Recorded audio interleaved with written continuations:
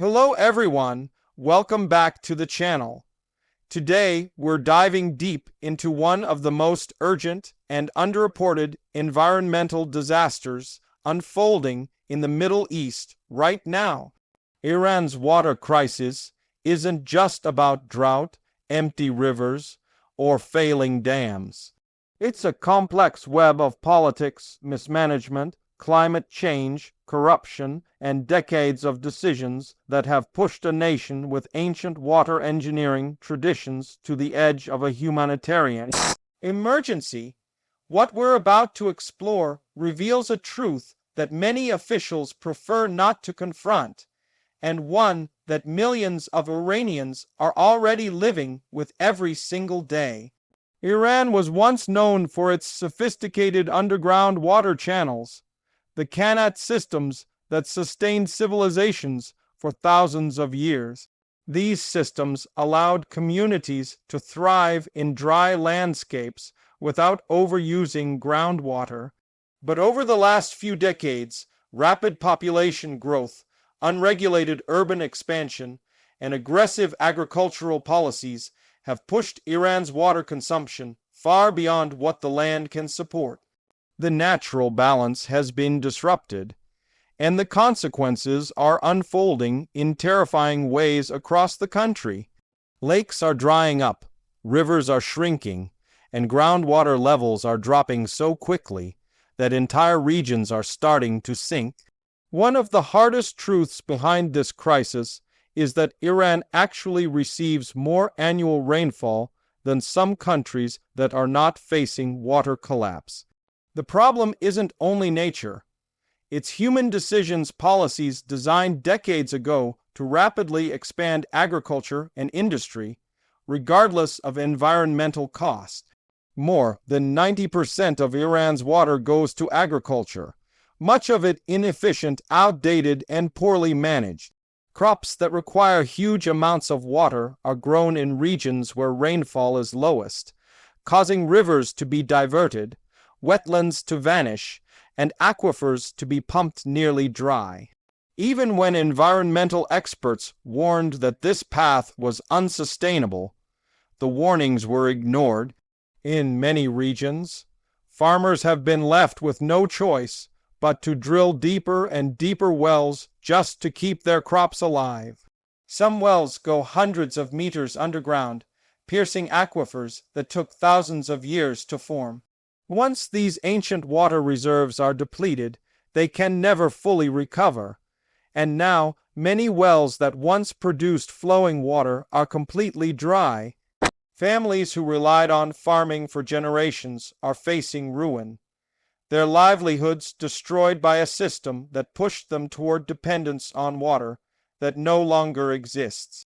Another layer of the crisis is the construction of large dams across Iran. While dams were supposed to bring stability and development, many of them ended up doing the opposite. Built without proper environmental studies, some dams blocked natural water flow to wetlands and lakes, turning fertile ecosystems into cracked deserts. Large reservoirs evaporate rapidly in Iran's hot climate, wasting precious water in the very process of trying to save it. And because certain dam projects were politically motivated, many were constructed in places where they did more harm than good. Critics who raised concerns were often sidelined or ignored, leaving the country to pay the price today.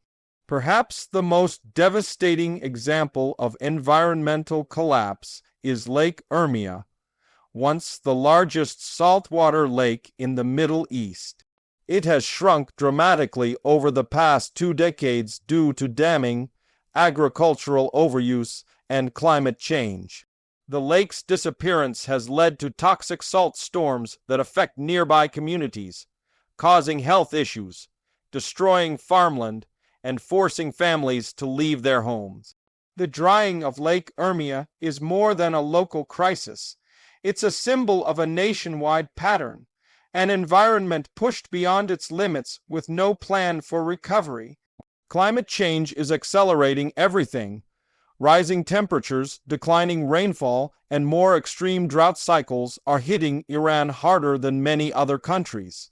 The nation sits in one of the world's most climate vulnerable regions, and as global temperatures rise, Iran's already fragile water system is crumbling even faster. Glaciers in the Zagros Mountains, once a crucial source of fresh water, are melting rapidly. Rivers fed by snowpack are becoming seasonal or disappearing entirely. Even regions that never struggled with water shortages before are now facing scarcity. In many cities, residents experience water cuts lasting hours or even days.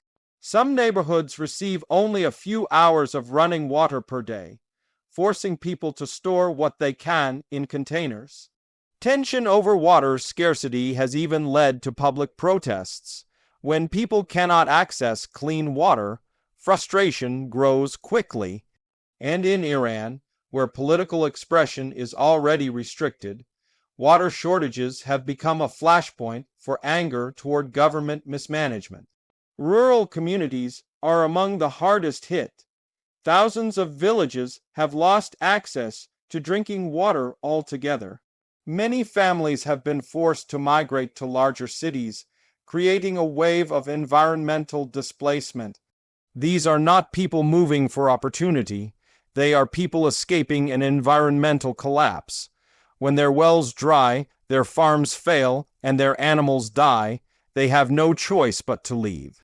This internal migration is creating new pressures on cities that are themselves struggling to secure enough water.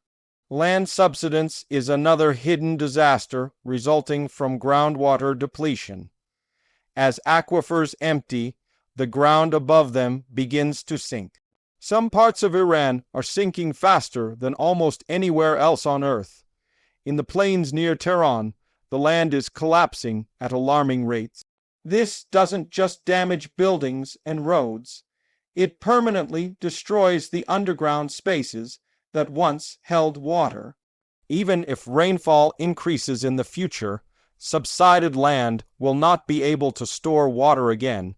Scientists warn that this is irreversible damage, and it is happening right now. Urban water systems also face major challenges. Outdated pipelines, aging infrastructure, and water loss through leakage further strain the system. In some cities, more than 20% of the supplied water is wasted before it even reaches homes and businesses. While the country pours billions into dam construction and large-scale engineering projects, basic infrastructure maintenance has been neglected. This mismatch between priorities deepens the crisis. Political restrictions and limited transparency make the situation even more complicated. Environmental data is often restricted, and experts who raise concerns risk facing pressure or censorship. Public discussion about water mismanagement has sometimes been treated as a threat rather than a necessary dialogue. This means that many Iranians do not receive accurate information about the scale of the crisis or the long-term consequences. Without open communication, meaningful reform becomes nearly impossible. Despite these overwhelming challenges, there are solutions, but they require major changes. Experts have long called for a shift from water-intensive agriculture to more efficient modern systems. Drip irrigation, greenhouse farming, and crop changes could save enormous amounts of water. Reducing dam building and restoring natural river flow would help revive wetlands and lakes. Modernizing urban water networks would reduce waste. Encouraging responsible water use and educating communities could also make a difference. But these solutions require political will, long-term planning, and honest assessment of past mistakes, things that have often been lacking. The international community has offered support, but political tensions and sanctions complicate cooperation. Without outside help, Iran faces the challenge alone. And while Iranians are resilient, no country can solve a water crisis of this scale without scientific collaboration, investment, and transparency. Even the best engineering or conservation strategies will fail if there is no openness and willingness to address root causes. The truth that many don't want to confront is that Iran's water crisis is not simply a drought. It is not an unlucky twist of nature. It is a man-made emergency brought on by decades of mismanagement, harmful policies, and refusal to adapt to environmental realities. The consequences are already reshaping the country economically, socially, and geographically. What happens in the next decade will determine whether millions of people can continue living in regions that have been home to their families for centuries. For many Iranians, the crisis isn't abstract. It shows up every time they turn on a tap and nothing comes out. It shows up in the cracked earth where lakes once shimmered. It shows up in the coughs caused by dust storms blowing across dried wetlands. It shows up in the abandoned villages and collapsing farmlands, and it shows up in the fear that the future may hold even worse. At its core, this crisis is a warning, one that extends far beyond Iran's borders. Countries around the world are facing growing pressure on their water resources.